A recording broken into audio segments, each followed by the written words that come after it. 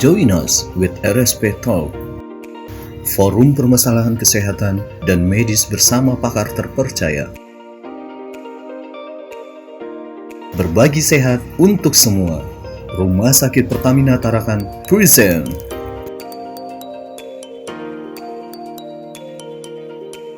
Hai sahabat sehat Rumah Sakit Pertamina Tarakan, perkenalkan saya Tias. Kali ini kita akan sharing tentang diet sehat. Nah, kali ini juga saya bersama ahli gizi kita dari Rumah Sakit Pertamina Tarakan akan membahas tentang itu semua. Oke, nah yang pertama kita akan perkenalan dulu ya dengan ahli gizi kita. Kak Gaby mungkin bisa diperkenalkan dirinya. Halo semuanya, perkenalkan nama saya Gabriela Sirang. Jadi di sini saya adalah sebagai ahli gizi Rumah Sakit Pertamina Tarakan, di mana saya bertugas untuk memberikan konsultasi gizi dan pemberian diet untuk pasien-pasien yang ada di rumah sakit ini. Oke Kak Gaby, ini kita mau bahas tentang diet sehat kan Kak Gaby ya. Nah jadi kan banyak tuh stigma masyarakat yang selalu menekankan bahwa untuk diet sehat itu mengurangi porsi makan gitu kan. Nah menurut Kak Gaby ini diet sehat tuh apa sih? Mungkin biar teman-teman bisa lebih jelas aja, dan sebenarnya siapa aja yang bisa melakukan diet sehat itu?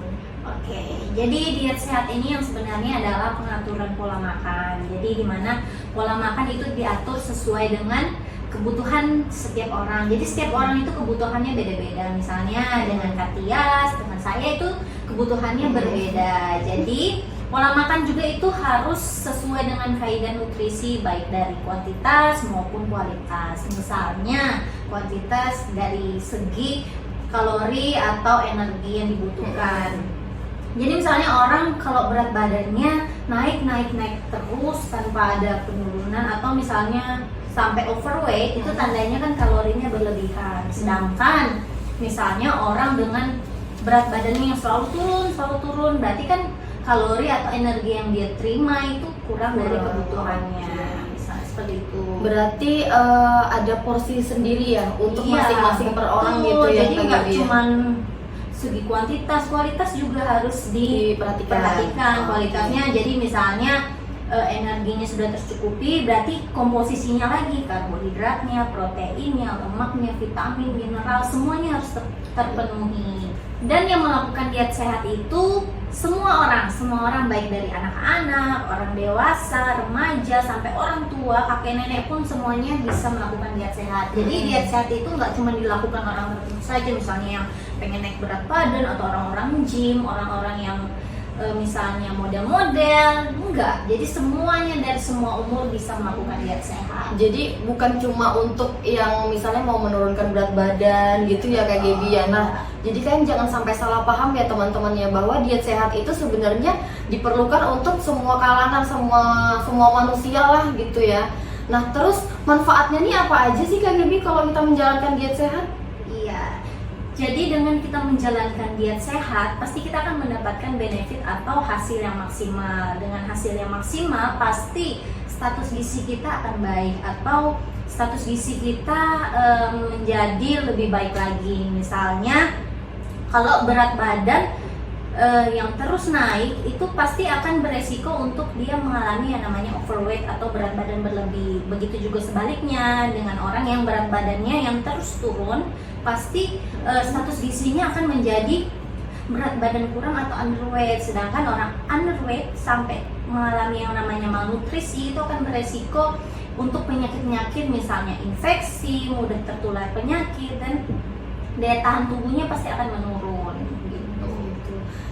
Nah terus gini nih, banyak sih pertanyaannya Kak Gaby yang selalu muncul di Instagram Rumah Sakit Pertamina Tarakan terkait makanan apa nih yang sebenarnya bisa dikonsumsi untuk orang yang mau diet gitu, atau gimana sih Kak Gaby? Ada nggak sih makanan-makanan yang jenis apa gitu yang dilarang kah, atau kita harus mengkonsumsi apa gitu?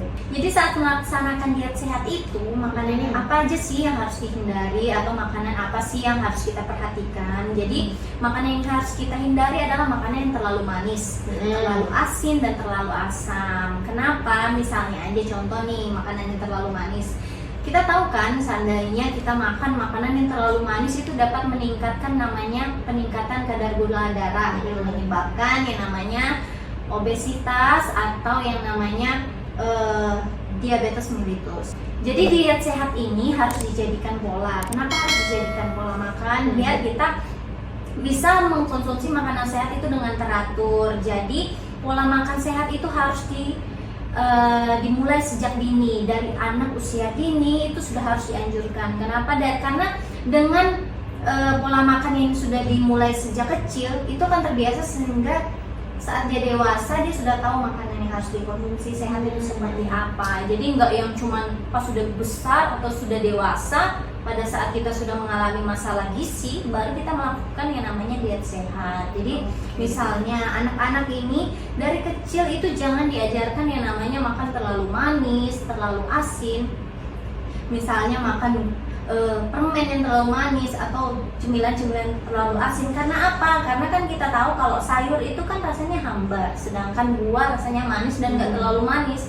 Jadi saat kita memberikan makanan misalnya sayur dan buah, mereka nggak akan mau karena sudah terbiasa. Iya, karena rasa dan tes yang mereka sudah rasa itu sudah yang manis-manis, yang asin-asin. Jadi memang dari kecil mereka sudah harus diajarkan bagaimana mengatur pola makan yang baik. Oke, jadi berpengaruh juga ya dari kecil sampai gede itu juga ada pengaruhnya ya, Gaby, tentang pola makan. Nah, terus ada nggak sih jam-jam makan yang baik gitu? Ada, betul, ada. Pola makan itu harus teratur. Kenapa harus teratur? Misalnya aja contoh, kita kalau makan nggak teratur, misalnya kita terlambat makan, pasti gula darah kita akan turun, kita akan jadi letih, lesu. Misalnya juga kita kalau terlalu banyak makan atau terlalu sering makan, kita akan menjadi kegemukan gitu. Jadi makan tuh harus teratur, paling tidak ada makan pagi, sarapan, makan siang, dan makan malam. Dan di antara 3 kali makan ini ada 2 kali selingan, dan selingan-selingan ini misalnya bisa diisi dengan, untuk misalnya anak yang masih tumbuh, diisi dengan makanan yang padat kalori. Dan untuk orang dewasa misalnya bisa diisi dengan makanan yang rendah kalori, misalnya sayur-sayuran, buah-buahan.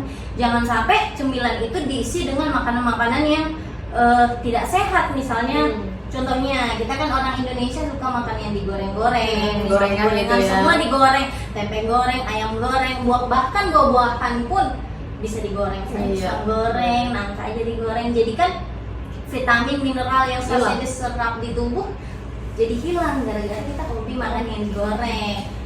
Oke, tadi sudah dijelaskan terkait jam makan yang baik itu sebaiknya di jam berapa aja, di waktu kapan aja, dan juga dijelaskan bahwa sebenarnya kita bisa mengkonsumsi selingan, tapi juga harus diperhatikan selingan yang seperti apa gitu. Jadi nggak bisa sembarangan seperti gorengan terus-menerus dimakan gitu ya, kayak Gaby ya. Nah, selanjutnya nih ada beberapa pertanyaan nih. Sebenarnya diet itu benar-benar bisa menurunkan berat badan nggak sih, Kak Gaby? Karena penasaran juga sih sebenarnya. Jadi pola makan yang sehat itu pasti bisa menurunkan berat badan, karena dengan kita menjaga pola makan, kita mengatur makanan kita sesuai dengan kebutuhan kita, berat badan kita tentu pasti akan mengikuti sesuai pola makan kita. Jadi misalnya kita makan berlebihan, otomatis berat badan kita pun akan meningkat. Oke, jadi teman-teman tadi sudah dijelaskan bahwa diet sehat itu bisa menurunkan berat badan ya. Nah, kemudian ada pertanyaan nih Kak Gaby. Saya pernah dengar tentang istilah piring makanku. Itu apa sih sebenarnya? Oke, jadi piring makanku itu adalah sebagai gambaran bagaimana sih kita mengatur porsi makan dalam satu piring makan kita ini. Misalnya dari makan pagi, sarapan kita, makan siang atau makan malam. Jadi piring makanku itu dibagi menjadi 2 bagian. Jadi yang sebelah kiri itu adalah sayur dan buah, dan sebelah kanan adalah karbohidrat dan protein. Misalnya dipersenkan dalam satu hari, misalnya karbohidrat itu sekitar 50-60%, terus misalnya protein dari 15-20%, sayur dan buah itu untuk mencukupi semuanya, lemak itu cukup dan gula itu cukup. Jadi jangan sampai berlebihan. Berarti masih ada porsi-porsinya gitu ya Kak Gaby ya, ada menyesuaikan gitu. kebutuhannya juga seperti apa. Oh gitu ya Kak Gaby ya. Jadi maksudnya piring makan itu jadi jumlah porsi di dalam satu piring itu ya. Oke. Nah terus kalau misalnya istilah piramida gizi seimbang tuh apa sih Kak Gaby? Oke, jadi piramida gizi seimbang adalah susunan makanan sehari-hari yang mengandung zat gizi dalam jenis dan jumlah yang sesuai dengan kebutuhan tubuh kita, dengan memperhatikan prinsip keanekaragaman atau variasi makanan. aktivitas fisik, dan pola hidup bersih dan sehat. Dan yang pastinya harus ada pemantauan berat badan juga setiap bulannya. Oke teman-teman, jadi buat teman-teman yang mau datang langsung untuk konsultasi gizi bisa langsung melalui Kak Gaby aja, datang langsung ke Rumah Sakit Pertamina Tarakan di jam tertentu ya. Oke sahabat sehat Rumah Sakit Pertamina Tarakan, mungkin cukup sekian penjelasan kita terkait diet sehat bersama dengan Kak Gaby. Nah, untuk kedepannya mungkin kita akan membahas tema-tema yang lain ya, dan kita ucapkan banyak terima kasih buat Kak Gaby karena sudah meluangkan waktunya untuk menjelaskan secara detail nih tentang diet sehat. Nah, mungkin cukup sekian. Salam sehat Rumah Sakit Pertamina Tarakan. Dadah.